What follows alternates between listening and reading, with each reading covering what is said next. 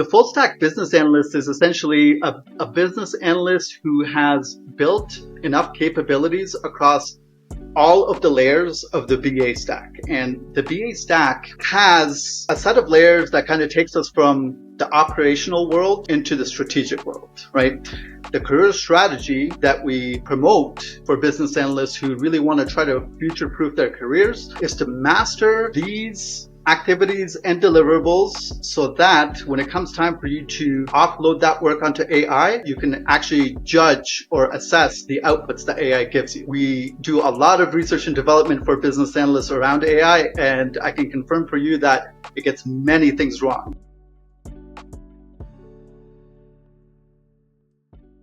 Welcome to the Inside Business Analysis podcast. I'm your host, Tanner Jacobs, and today I am joined with the one and only Emal Bariali. Emal, how are you doing? Doing very well. Thank you, Thando. How are you?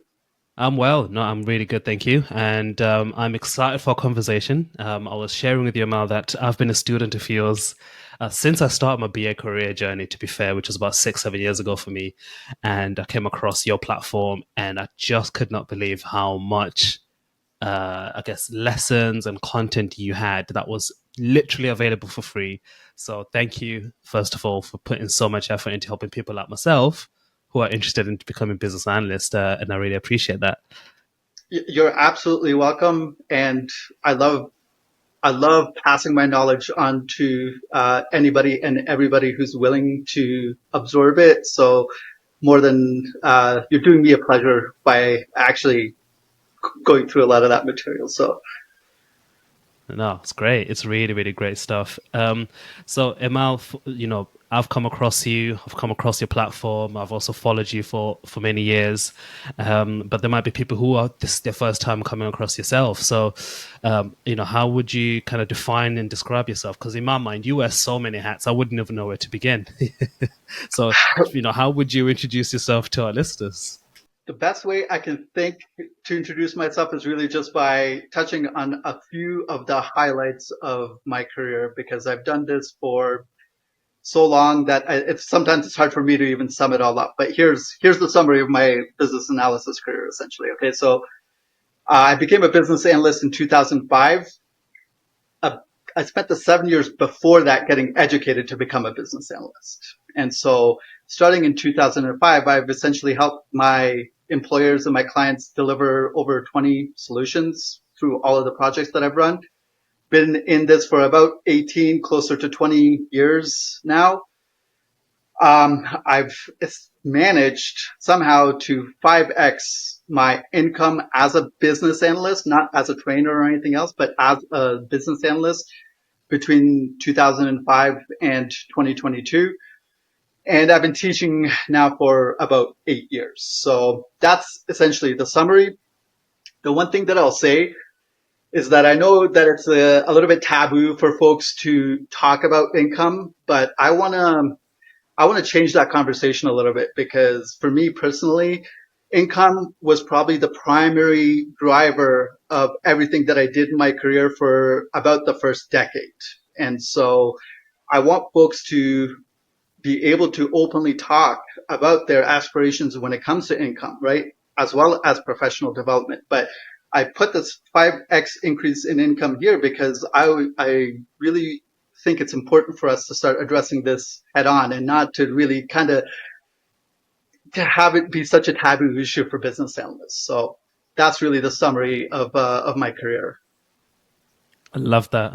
And I do 100% share with your sentiments around the income bit. I definitely find it interesting that you included that as part of your introduction. I think that's actually powerful.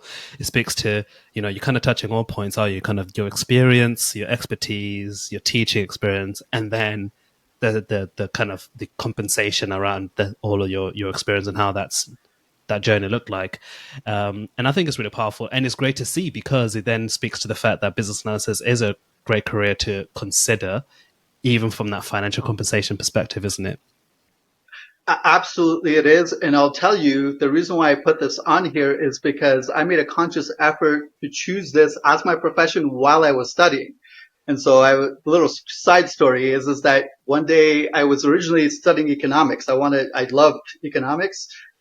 And I remember one day I was in the cafeteria of my university there, and I overheard two master's students in economics talking. And I heard one of the students say to the other that the only reason he was doing his master's degree was because he couldn't find a job. And that right there, immediately that day, I went out and I said, I have to change majors immediately. And so and that's why it's such an important aspect of our careers that we don't talk about. Inside of our community, we talk about it a whole lot because it is really the primary driver for many folks, right? Especially at the beginning of their careers. So hopefully we'll have more conversations about this in the future if we get a chance to talk again.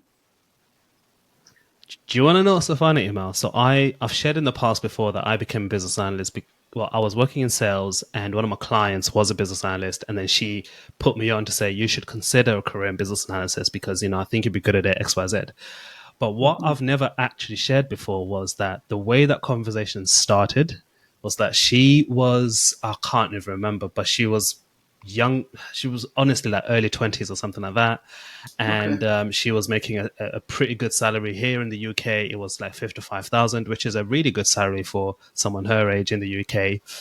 And for me, that was mind boggling. And that's when I asked her to say, what do you do to earn 55,000? And, like how much work or effort did it take? How many degrees did you have to do to get that kind of job? Because it was unheard of for someone her age to be earning that kind of money, at least in the UK. It's not common. And that's where, for me, the hat was Yeah. then switched on to say, I should really consider becoming a business analyst because it seems to be a well-paying job. Absolutely, absolutely, and I'm glad you shared that with us, and hopefully we can get other folks to start really kind of putting that as the front and center item that they're considering when they're trying to do their skills development. Because, like you said, somebody might be starting at 55K in the UK. It's a good salary. Quite honestly, I started at 55 Canadian when I got my very, very second job, let's just say, but we'll explain that later. But the income potential in this profession is so big, and I think there are a lot of analysts who have the potential to actually achieve way more than they think, but they just don't know how to get there, right? And so um, a big part of the reason why we have an entire community and we don't just teach a course, right? We tell people come and stay and learn because there is so much that you can essentially absorb to help you figure out what the right path is for you so that you can actually achieve your own full potential. Not income wise, absolutely, but not just that, right? Income wise, but there's a personal career development and satisfaction aspect to it too. So, and that takes a lot of time. You can't just take a course that teaches you a couple of skills and go off on your own. That really isn't a good formula for building a solid career. So, that's the reason why we essentially want folks to come. Even the folks that actually graduate from our classes, we tell them, hey, don't go away. We're not gonna, there's no fees or anything else. Just stick around, ask us questions because you're gonna run into other questions as you go through your career. And we want to be able to help you overcome a lot of these challenges that myself and my partner Danielle, we've both overcome many challenges in our careers to get to where we are. So we're kind of here to help folks in the long run. Awesome. No, I love that. I love that. So that's a nice segue to what we're here to talk about today, which is around the the skill stack of business analysis. And, as you've touched on this earlier on, being very intentional and being very focused about the type of skills that we're building as a business analyst, to then eventually lead us to, I guess, higher paying roles, and becoming sought after in the industry. And you've called this the BA stack, which we can see on the screen for those who are watching on YouTube. The full stack business analyst is kind of what you've called it. And I love that because, the only time I've ever come across that is a full stack developer. But you've kind of taken that concept and applied it to the business analysis world. So can you just kind of maybe explain, what the full stack is, from a business analyst perspective, and how we can tap into it as business analyst? Yeah, that's right. And yeah, as business analysts, we have a stack that's actually very similar to the developer stack. So I'm kind of glad you mentioned that, because the full stack developer is a very kind of well-known type of career that developers have.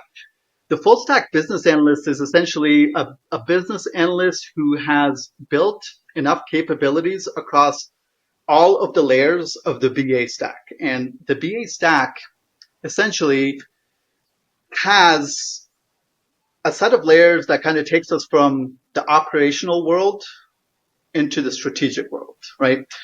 So the layers of the stack for us to list them out essentially are the product layer, right? Or the system layer, as we can call them. We have the process or business process layer, and then we have the people layer. Those are really kind of the top, I would say, the most important three layers that most business analysts are going to have to know. For the very few business analysts that really kind of stretch themselves into the strategic world, they're now at that point, they have an additional layer called policy, but that's much more advanced. We don't get into that. So essentially, we focus on the people, the processes, and the products as the broad categories of skill sets. And the full stack business analyst is like this analyst. Her name is Shauna. The Shauna is essentially the quintessential full stack business analyst, because she has the ability to traverse from the strategic down to the operational layers because of the fact that she's built all of those capabilities. And so whenever a situation in her workplace demands, she can jump down to the operational level and do what needs to be done to fix things. When there's a new initiative that's being considered by executives or by management, she has the ability, she has what we call the latitude to move up the stack to be able to help management deal with a lot more of the strategic questions that they're always confronted with. So that's the full stack business analyst is essentially somebody like Ashana who is capable of essentially moving between these layers on demand, right? So whenever the situation demands, whenever the workplace demands, a person has the ability to move up and down these stacks as needed. Right, right. And looking at that graph there, what you're then effectively saying is that the operational level business analyst will be most likely working on a specific product or features within the product, and potentially looking at business processes, but maybe not at a full scale the whole organization, but maybe a particular area within the organization.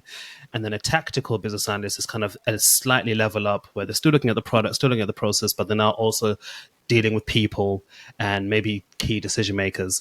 But then the strategic level is then encompasses all of the ones before, but then also adds on the layer of policy that you touched on, which is a more advanced technique, which maybe we can kind of touch on a separate conversation. And so that's kind of your breakdown of what this stack looks like. Now, one thing I find really interesting, Emal, is that you, in your opinion, you say that we should first master the operational works first, or handling the product, handling the processes, and then leverage AI in that area, in the kind of operational area, so that we can then start to move ourselves towards the more strategic level. Can you elaborate more on that and what that looks like? Absolutely. I do have another visual to move to. The next visual is really an expanded form of this that kind of takes the strategic, tactical, and operational level activities that a business analyst would do, and it kind of lays them out in a way that can kind of help you understand and bring things down to the ground level so that you understand what we mean by operational, tactical, and strategic in terms of specific BA activities and deliverables, right? So when you look at the operational level, our guidance, you're correct, our guidance always to business analysts is to make sure that you master the operational level activities and deliverables.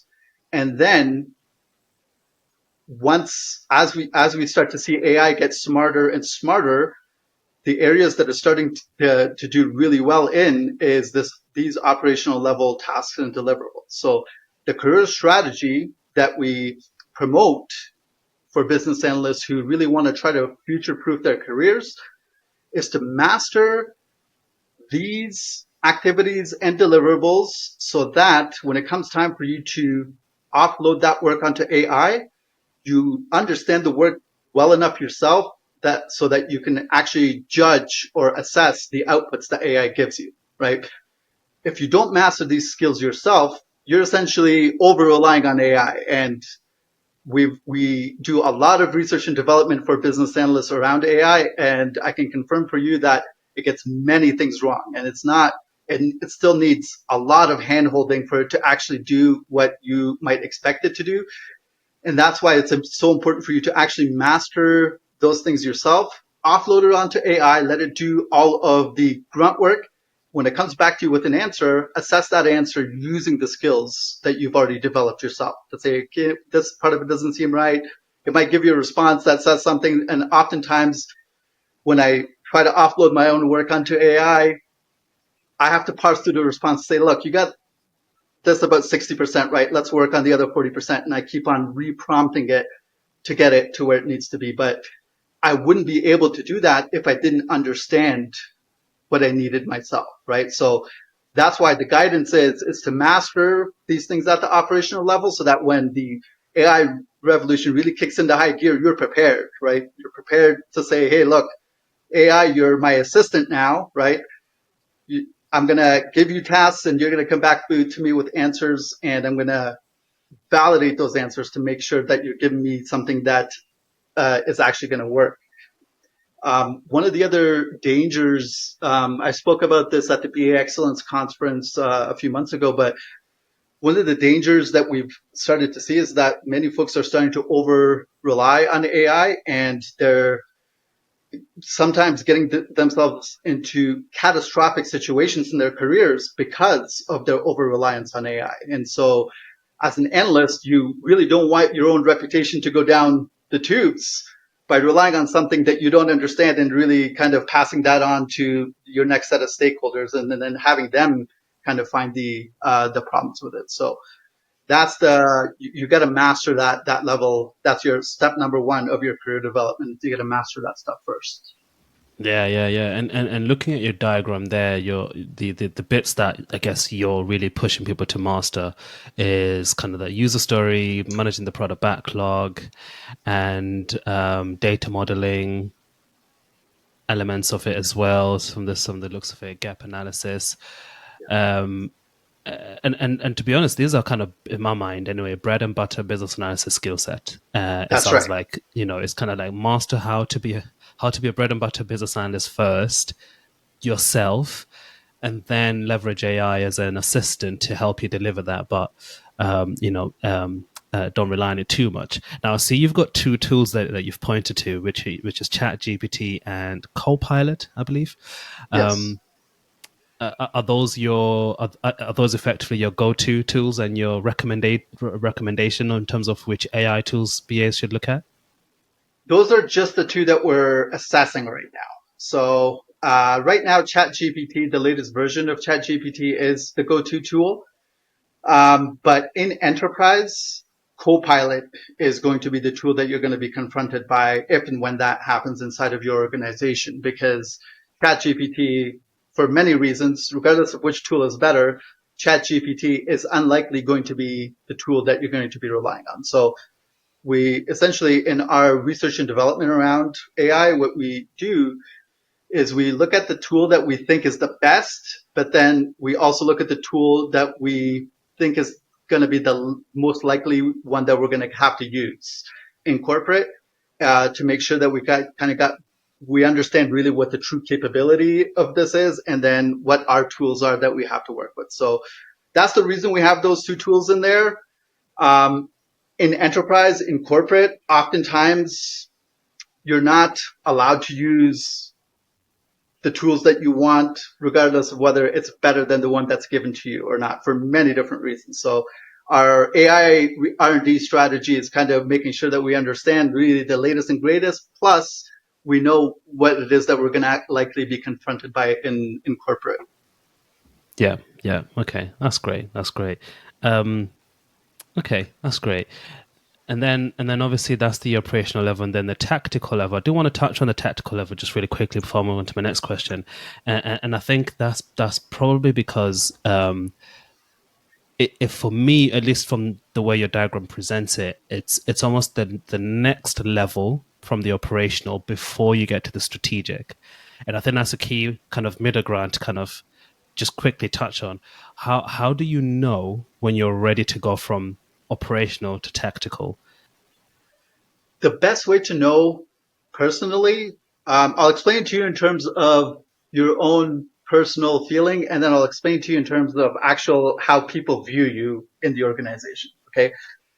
Personally, when you when you can do the work relatively easily and you start to get a little bit bored in the work that you're doing, oftentimes that's a sign that you've probably spent too much time at the operational level, right? So if you've hit that point, you already know you're ready. Okay. So that's your own internal feeling. And for many people, that's a bit of a lagging indicator because they oftentimes spend too much time in operations. And by the time they feel that way, they should have already probably spent 6 months, 6 months ago, they should have taken action to get into the tactical level. The leading indicator oftentimes is the signals that you get from the folks that you work with. So there are certain signals that you as an analyst can look for that tells you that other people think you're ready for this. Okay. And many of those signals oftentimes will come from your own management. Sometimes it'll come from your own stakeholders. So I can give you a couple of examples. For example, if you ever hear, if there's an initiative that's coming up in your company and you're your manager has a number of analysts that they can put on the project, but the customer, the stakeholder specifically asks for you by name, oftentimes that's a clear-cut signal that you're a cut above where you actually should be in reality, and that you should look at starting to kind of look at the next big thing in your skills development. I would say that's probably the strongest signal. The other subtle signal that you can get, and many people tend to misinterpret the signal, so this is a very important one. Oftentimes, your management will give you a lot of additional responsibility without any pay initially. Now, there's two ways you can look at this, and some professionals tend to look at this as, hey, why should I do harder work than I'm being paid for, right? That's one way to look at it. And valid question, but I encourage people to think about this concept a little bit differently. Okay. The way that management does succession planning is that they have a group of people in their organization and they are making subtle offers, subtle nudges to certain people to see whether this person actually has what it takes to move up to the next step. And so one of the tests that management does in their succession planning to see whether you're the right fit is that they'll give you a much harder task than you're regularly used to. And there's no pay bump and there's no title bump that is associated with that. If you do well in that, then that validates that, hey, this person is ready for the next step in their career development. And once the right position opens up, this is the person that we're going to be looking at, right? And so I think that a lot of employees who maybe don't have good relationships with their employers kind of look at it the first way, where they think, okay, I'm being grinded down. I'm being expected to do way more work than I'm being paid for. Now, and this conversation can go in a couple of directions, but if you're working for a high quality employer, that's usually not the case. If you're working for a high quality employer, you will know whether you are or not, but you should always interpret that signal as a signal that other people think that you're ready for this and they just want to give you the test.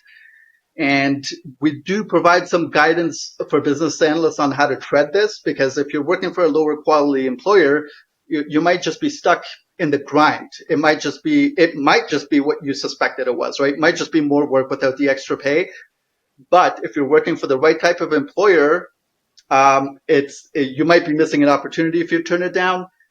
We try to guide analysts on how to navigate this, because and we can park this conversation for another time, but our guidance on this involves the business analyst making a bit of an investment of a few months, and then if nothing else comes out of it, there are certain actions they can take to test which one of these situations they're actually in. So, Of course, yeah, yeah. And I think it links back to what we were speaking about earlier around, you know, the progression of your career also leads to the progression of your income, and as absolutely. part of that, sometimes it's okay. I may want the pay now, but actually, if I go through this next 6 month period and prove myself and to the team that I'm working with, then I will get the reward. But it's kind of put in the work first, then get the reward afterwards. So yeah, no, and I think that's a key. That's a key there. Hopefully, people will get something from that. Now, in all of these levels, whether it's strategic, tactical, or operational, you know, I'd say that stakeholder management is an engagement. It's very key, and you know, it's one of those core BA skills, if you'd like, that we have to have.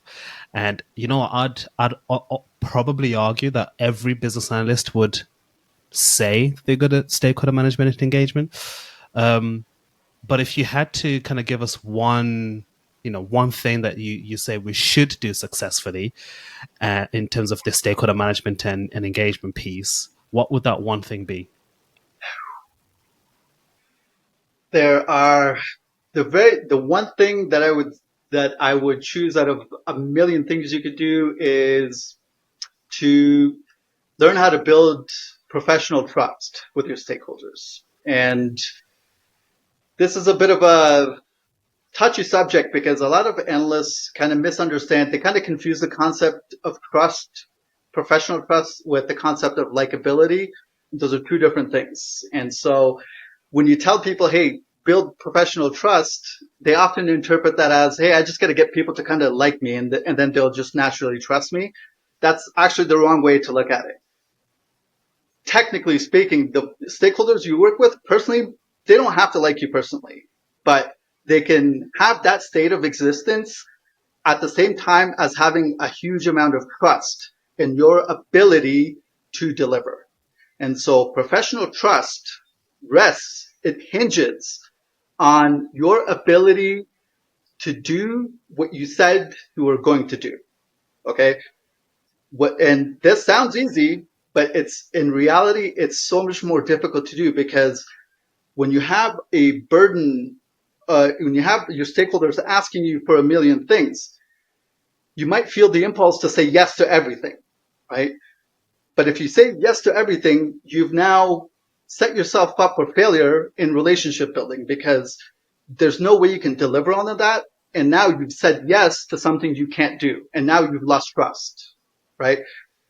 The key to building good stakeholder relationships is to, at the beginning, when you feel that initial flood of stuff, is to professionally, firmly draw very clear boundaries about what is and is not possible.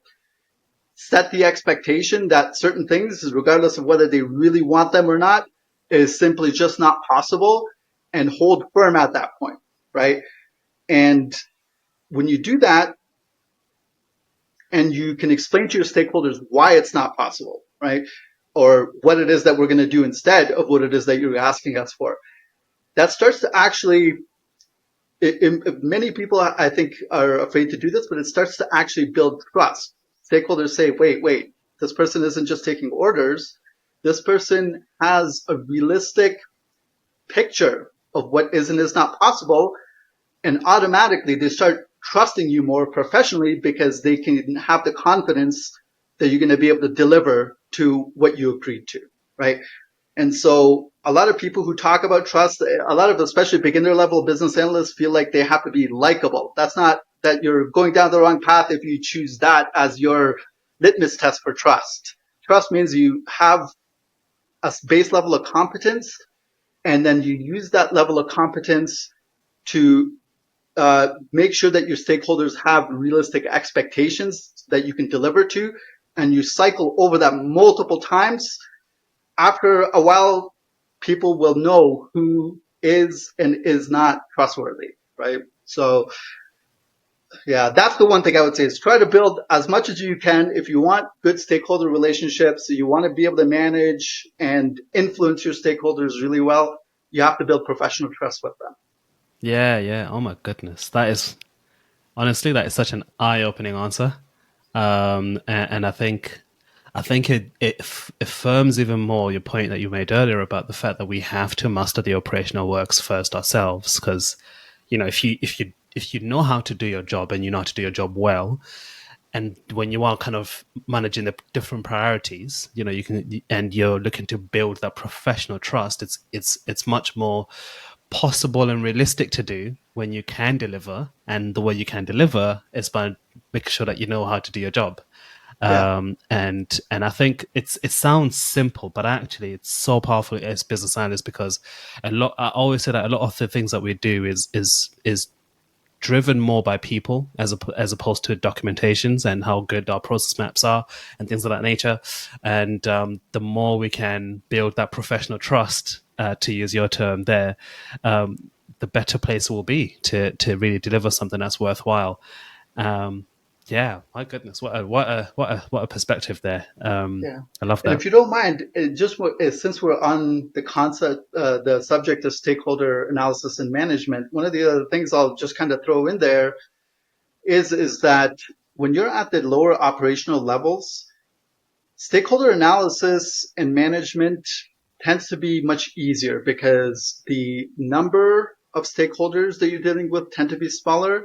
They tend to be the same stakeholders over and over again, because especially if you're specializing in supporting a specific product, your stakeholders really don't change that often. And your stakeholders tend to themselves be at the operational level, right? And so that's why we don't do stakeholders. For us is a very advanced subject, because the skills that you need at the operational level are really not that difficult. When you start to move into the tactical level, right? So we really for our program, we get our operational level business analysts to focus much more on stakeholder analysis than on engagement and management.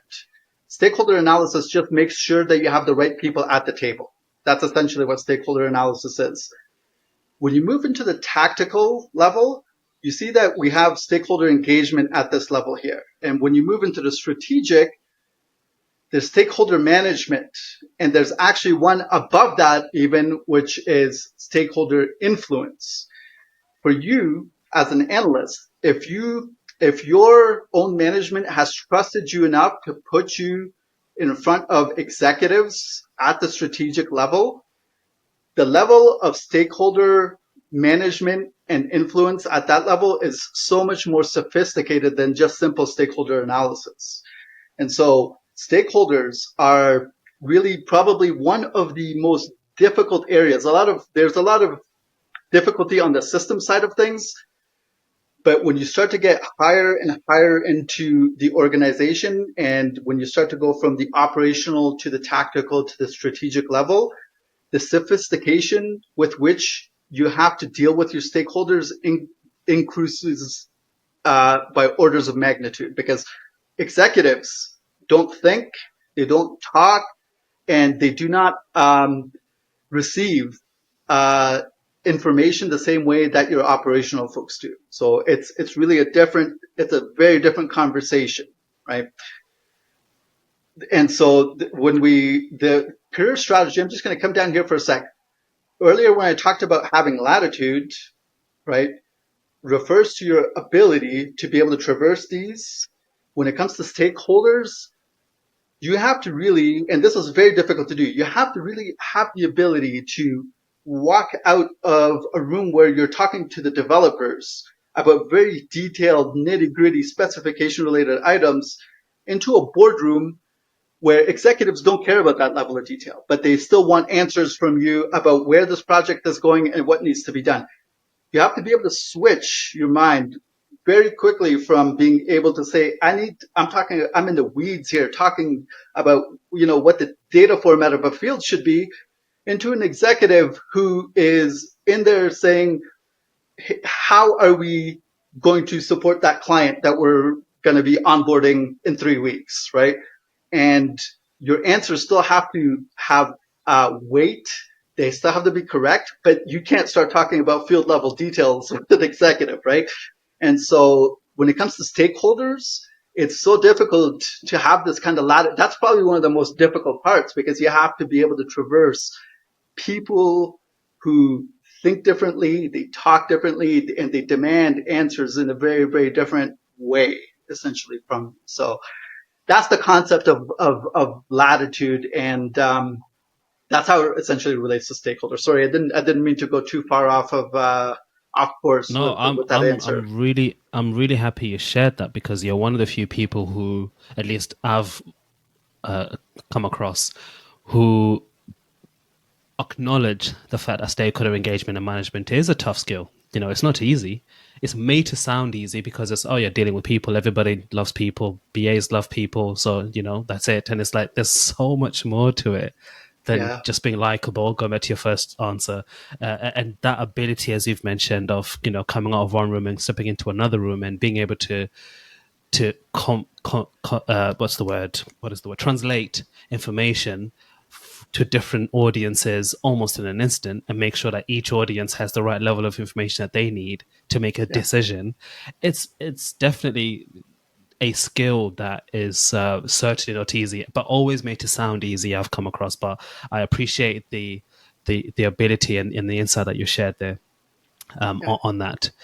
Another thing that you mentioned actually is that process models are the key to identifying the root cause to most business problems, which I found that interesting for many different reasons. And I'm curious to know why why that's your stance. Through my experience of having done all of those 20 plus projects that I told you about, the tendency in most organizations is to always throw IT, more technology, at a problem. Okay. So a business says, hey, we have some sort of an issue. IT says it's going to take us $1 million to fix this problem. IT specialty oftentimes is down here in the product world. Okay. What tends to happen in enterprise is that the reason why business oftentimes fails to operate at the level that they want is because their practices are out of date, not because their systems are broken, right? For large scale digital transformation projects, oftentimes there's a high risk that management's going to come in and say, okay, we're going to essentially re-platform our finance system. Okay. There's some risk that they are not going to dedicate any time to saying, wait, are we doing things properly? Like, is it really that department that should be doing this consolidation? Because it makes more, the competence is all the way over here in this other department. So why are these guys doing it? Right. Oftentimes, when you have a very narrowly focused initiative that says, hey, we're just going to replace the finance system, what tends to happen is they replace the finance system, and the organization doesn't actually get they can't harvest the full benefits of having spent millions of dollars to replace their finance systems, because they haven't changed the way that they're doing things, right? They've just said, hey, here's some brand new technology. Things should be good now. Many of the root causes of many of the challenges within an organization lie in the fact that their business processes really aren't that well structured. For many companies, that happens because processes are organically designed instead of just really scientifically designed, right? And so essentially the way that a process, the way that a reconciliation process in finance, or maybe the onboarding process in your HR, the way that process in your organization came about, there's a chance that somebody just said, hey, I don't know, I have to onboard this person, so here's what I'm going to do. And that became company policy, or became the default company standard essentially for the process. So oftentimes those processes have so many inefficiencies baked into them that it doesn't matter how much money you spend on systems.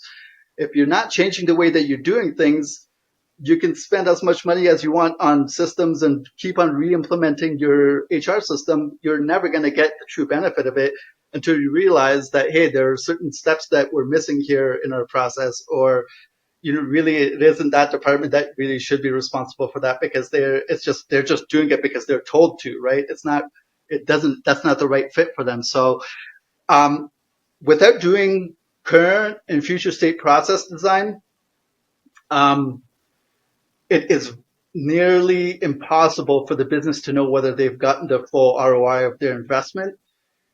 And this tends to become much more of a strategic business analysis conversation, where if you're at the operational level, it's very difficult for you to tell the business or your management or anybody that that's the way it needs to be done. But once you've reached a certain level of maturation in your career as a business analyst, they'll look to you for that kind of guidance, right? When I take on client engagements and I see that, hey, they're doing what is in the industry sometimes referred to as a rip and replace. Essentially, they rip one system out, they just put another one in.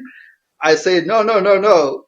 I mean, I can help you implement, sure, but are you sure this is? I try to turn the tide of the conversation to say, look, how how about the fact that you have way too high of a head count in this department because the wrong people are doing the job, right? Isn't that where a lot of the savings is?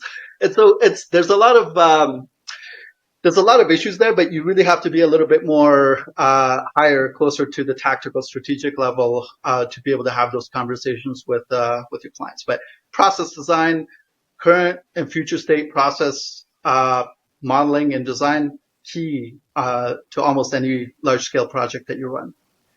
No, that man, you've opened my eyes there, because I definitely think that yeah, a lot of problems are the way things are done, not necessarily which tool is used to do the thing that's being done.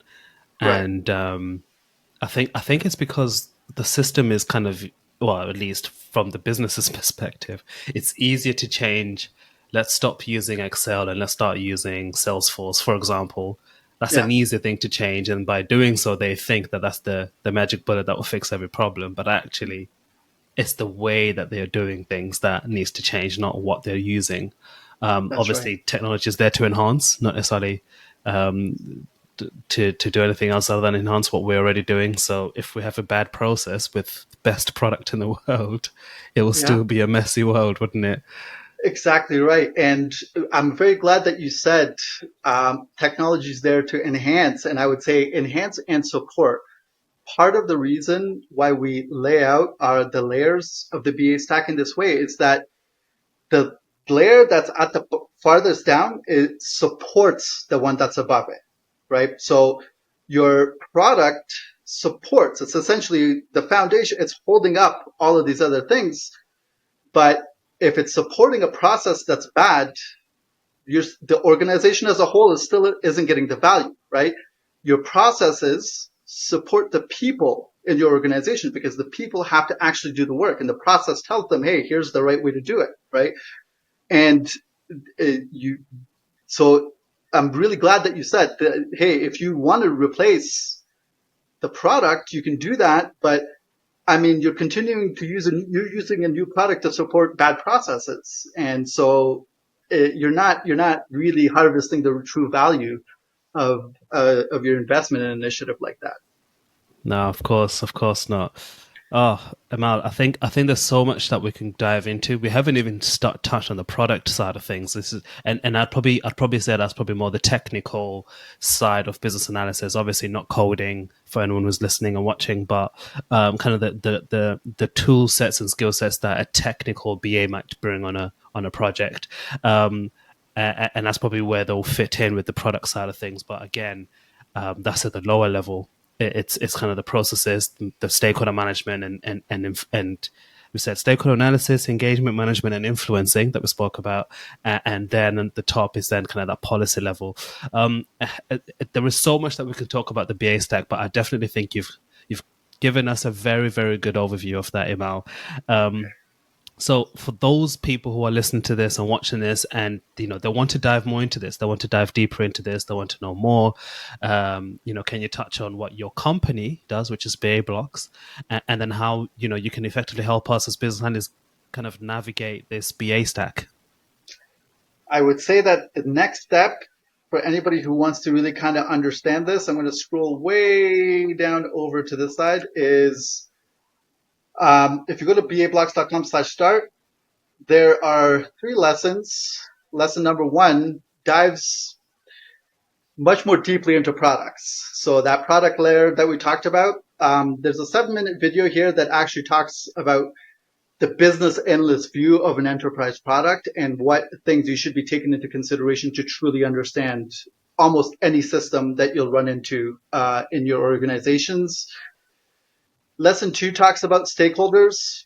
As we've both said, stakeholder analysis tends to be kind of like a side dish to the main course, but oftentimes it's, on some projects, it's the only thing that you're going to deal with. So lesson 2 talks a little bit more. It gets a little bit more deeply into stakeholder analysis, but also talks a little about what the difference is between stakeholder analysis and stakeholder management and how that applies to digital transformation initiatives. And then lesson number 3 kind of tries to tie a lot of the stuff that we talked about by showing how you as an analyst can bridge really kind of these 2 different worlds, right? You have business stakeholders on the one side, you have technical stakeholders on the other side. At the operational level, your job as an analyst is really to say, okay, I'm going to help my business figure out what they need to get out of the solution. I'm going to help my technical folks figure out what they need to build for the solution. And I'm going to make a direct connection between the asks and what's being delivered. And so this last one really shows you how the requirements and specifications that you produce as an analyst helps you essentially bring your 2 main stakeholder groups, right? The business side and the IT side at the operational level, how to actually align those 2 different groups, which is essentially at the operational level, that's like your biggest job is to make sure you have stakeholder alignment between these 2 stakeholder groups. So this is all free. We don't ask anybody to pay for any of this, but I would say that if you want to learn more, just go to bablocks.com/start and just go through the materials there. And, I send you these lessons via email. Hit reply if you get a question and ask me. I'll answer your questions about anything that you have in there about the subject matter, but take your time to learn a lot of that material. I would say if you want to learn more about what we've talked about. Yeah, thanks, Emal. And this is exactly what I was saying to you, at the very, very start of this conversation, that I have been a student of yours because of the amount of value that you bring at BA Blocks, and this is just one of them. And definitely would encourage all the listeners and people watching to go and sign up. I will put the link to this in the show notes in the description, so find it there, Emal. If people would like to connect with you, is LinkedIn the best place? Yeah, LinkedIn's the easiest place to find me. You can just type in BA Blocks, LinkedIn.com/Emal Bariali. You'll find me. Just search out my name and send me a connection request or follow me.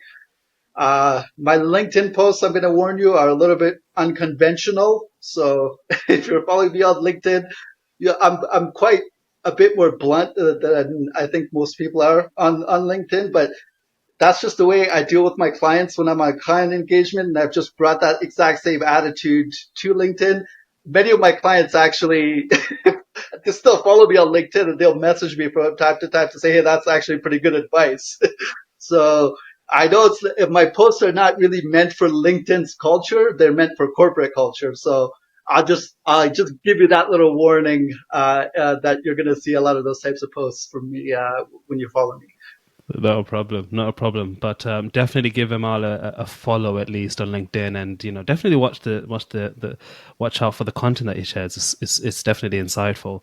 Emal, this has been a really exciting conversation, a very eye opening conversation, and I definitely love the BA stack and the breakdown of what how the stack is built up, the role of a business analyst on the stack, and the way that we should, as business analysts, master the craft of business analysis at the operational level, leverage AI to then move ourselves towards the strategic level as time goes on and as we build up our career. And that's the journey to how we 5x our own income as well. And so I totally love you sharing that, love that message and that breakdown there. One final question for me, Mal, and that is if there's one thing that you would change about, I guess, business analysis as a profession and as a career, what would that be? That's an excellent question. There's one thing that I had the power to change about this profession. I would say that I would change the attitude that organizations have towards their business analysts. That's probably the number one thing. And what I mean by that is that part of the reason why many analysts get stuck at the operational level is because their organizations see them only as that.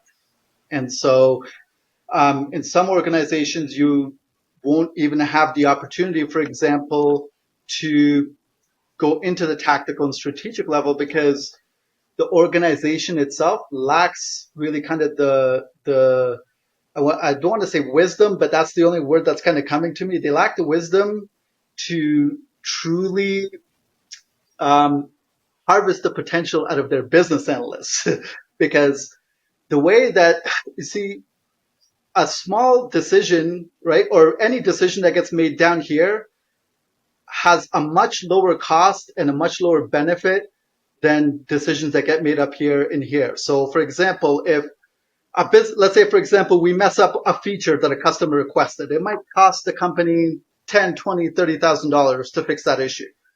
If we make a single bad decision up here, that can cost the company millions of dollars and 2, 3 years of having an entire team do, right? So the wisdom, I think that a lot of organizations should try to internalize is to try to figure out who at the operational level has the right potential to add a ton more value up here.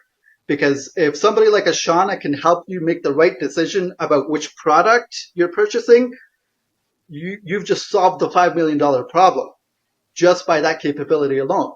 If you keep all of your analysts down here at the operational level, they're, these are small bets. You're putting in small change on the table, and it's always just very transactional work that business analysts are doing. So going back to your original question, what would I change about the business analysis profession? Again, I would say would be the attitude that some organizations tend to have uh, about their business analysts, right? They don't see them as folks that can really kind of add value at these two other levels.